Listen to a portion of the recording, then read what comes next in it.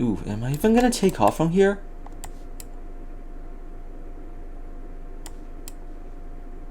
Uh-oh. Uh-oh. Come on. Come on. Alright, so, hello guys, welcome back to the channel. I managed to buy a An-225 for 1.15 million. 1.1 million to the seller and 50k to another guy that got me in contact with the seller as a little commission and a token of gratitude. Now I get this plane to play around with. Yeah, it's absolutely amazing, and you guys get to see an actually interesting episode of somewhat useless reviews. And here's the LOD tool that they implemented in the newest update, working perfectly. You know, just the ocean is kind of gone, but let's just ignore that. Anyways, we're gonna be landing at clearance, and we're gonna be picking. Actually, no, we're gonna be ending the flight, and we're gonna be taking a look at some of this plane's stats. Alright, so we're gonna slow down for landing, deploy the landing gears. There's like a lot of them. A lot of them actually, like just a stupid amount. Anyways, we're just gonna be casually plopping this thing down onto the runway. Apparently they're talking about PC-12s in chat. Everyone knows the TBM 900 is actually the best single engine here. If you don't think that's true, please just press Alt F4 on your computer. Like, just do that real quick. Trust me. Or kind of like a hard landing right here. Just look at how big this thing is. This is an absolute chunker of a plane. Holy crap. And we're just gonna casually taxi on the grass. You know,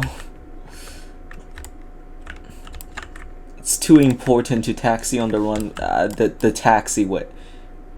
Did this man just... Alright, so, some random plane just decided to explode near a fuel tank. That is just absolutely amazing how this happens. But anyways, we're gonna be ending flight. And a little thing to know about this airport right here, they actually sell the SR-71, so this is where the SR-71 is located. The H-4 is located at Milwaukee. But anyways, we're going to be taking a look at some of his stats. And by the way, the original owner of this aircraft was CoolGamer391, so thank you for selling it to me. If you ever meet him in game, just, I don't know, say thanks or something. Just do it, I guess. But anyways, its max speed is 460 knots, which is pretty okay. It's a bit slower than the A380. Yeah. And it's way slower than the Tu-144. The stall speed is 158 knots, which is comparable to a Concorde. Wait, did I just call my Concorde a Tu-144? Oh god, I'm a cringe person now. Not like I wasn't already cringe. But anyways, the service ceiling is 11 kilometers, which is pretty high. The range is 273 kilometers, which isn't anything outright special. It kind of outranges the 753 and the ND11. The capacity is an entire whopping 150. That's insane. That is just absolutely ridiculous. Alright, it's like quick maths. It's like 2.5 times the A380. And also, I kind of named it the $1 million relief plan as kind of sort of like a Ace Combat 7 reference. You know, because I kind of like paid $1 million, I mean WP for it. And, yeah, just ignore it. So, Ace Combat reference. If you understand it, you get a free cookie on the internet. And let's just leave it at that, and we're gonna be flying a short trip to a short trip to Anhydro. It's very short, trust me. Alright? Okay, let's turn the engines on. It's absolute massive chunker of a transport aircraft.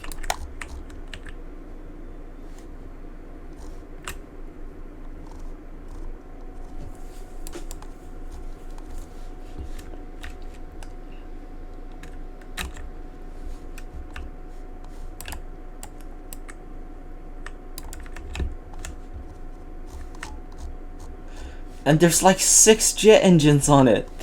6! It's like 6 engines. That's like 2 more than normal.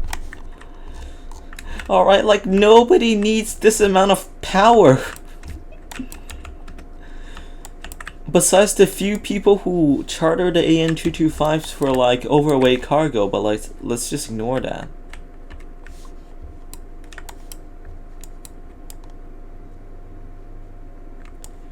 Anyways, we're gonna be turning on night vision. It's kind of still bright outside, so I'm sorry if your eyes have been suddenly reduced to a pit of black char, but it's my channel, so I get to do whatever I want. Anyways, we're gonna be speeding up to takeoff. Anytime now. Beautiful.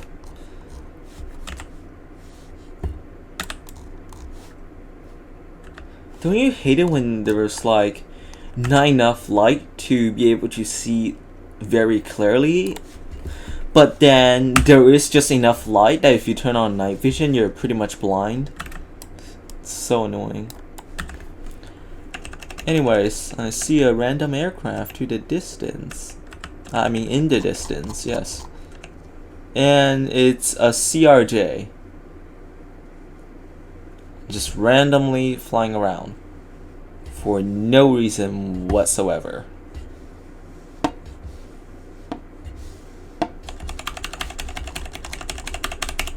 Oh yeah, some of you have asked the key to change the FOV are these keys. They're right next, they're a bit below backspace and above the enter key, and next to P. It shouldn't be that hard to find. And the right alt key is to turn off the HUD, although you still need to move your mouse to the bottom, or you can just Photoshop it out. Doesn't really matter. Anyways, one thing you're going to be noticing about the An-225 is that it's going to climb quite slow. Very slow, in fact. Whereas another plane like the 777-300ER can supposedly, alright, supposedly, a moderator said this, but it can supposedly climb at 50 meters a second without losing speed. Compared to an Antonov An-225, which can climb at like, oh wow. So is it gonna go down? I guess it can climb at 40 meters a second, but that's still 10 meters a second slower.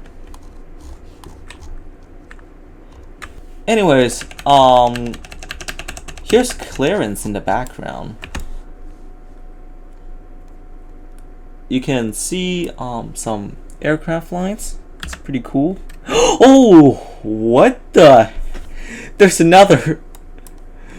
There's another An-225. This is like amazing. The An-225 gang. Let's go. Alright, we're gonna be leveling out. Pretty nice. And that's a An-22 and a Boeing 337 Stratoliner, or is it 377? I don't know. I'm not good with jets, okay? Or aircrafts in general. Holy crap! I'm so cringe. I just called a prop a jet.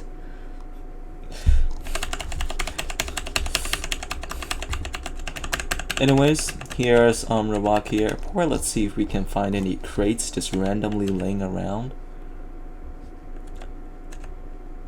And that's a solid no.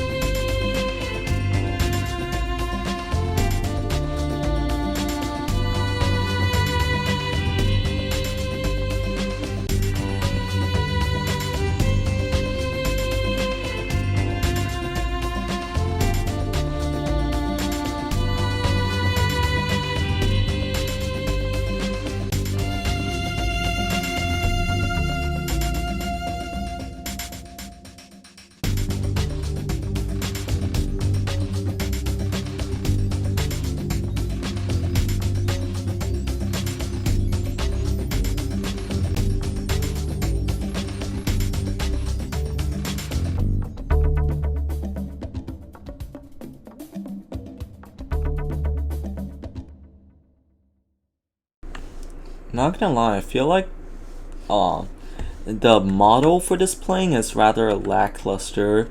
You can clearly see it's like kind of rough. They should like remodel this or something. But anyways, 3.7 minutes until we arrive. Alright, we're gonna be beginning our descent, so throttle to 0 and just kind of point a bit below the airport. Anyways, we're gonna be slowing down even more, just so we're not landing at like 300 knots.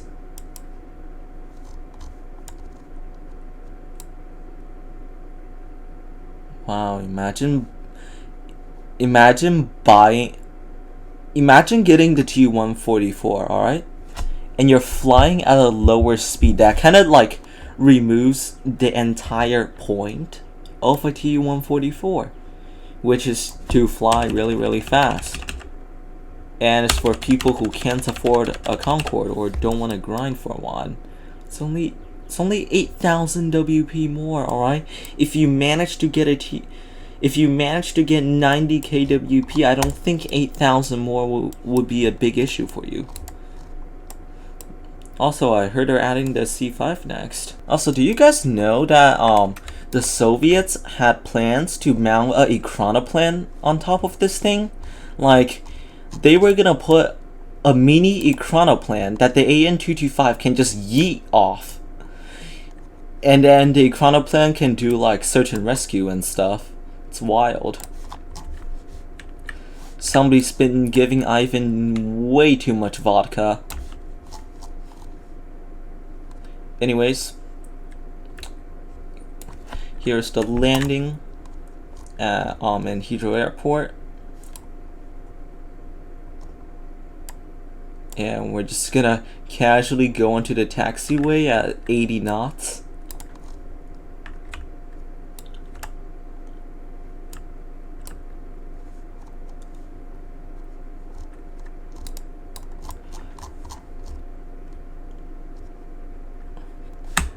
Anyways, engines off, or at least to idle / 0% power, and full stop. Amazing. That was 11 50,000 money, I'm pretty sure.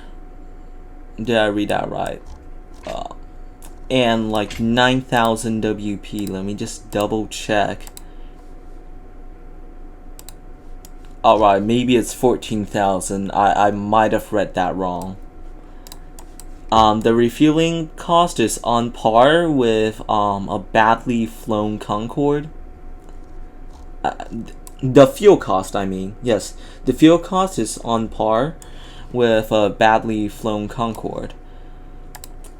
The overhaul cost, I normally overhaul it when it gets to like 11 kWp, which is at like 70% or so. I don't know, it's after quite a few flights. You'll be guaranteed to make a profit with this aircraft. But that brings to mind a question. Should you get this $200,000 flex? Alright, so the audio kind of got screwed up for this portion, and I don't feel like trying to edit it out. So the TLDR is that if you can get it, do it, but it shouldn't be something that you're completely desperate for. You should get something like a Concorde instead if you want to get a good plane. Yeah, so that's pretty much it. So that kind of concludes my review of the An-225. But one more thing. Let's figure out how much it costs to crash this airplane. Alright, so let's go. Max thrust. Let's just crash this thing.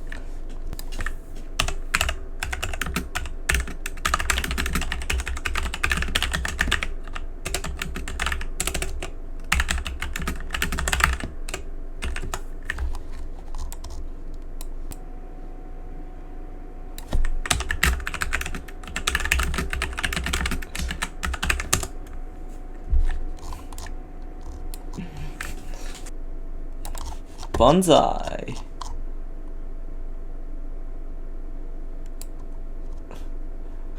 Alright, that's just a casual 50,000.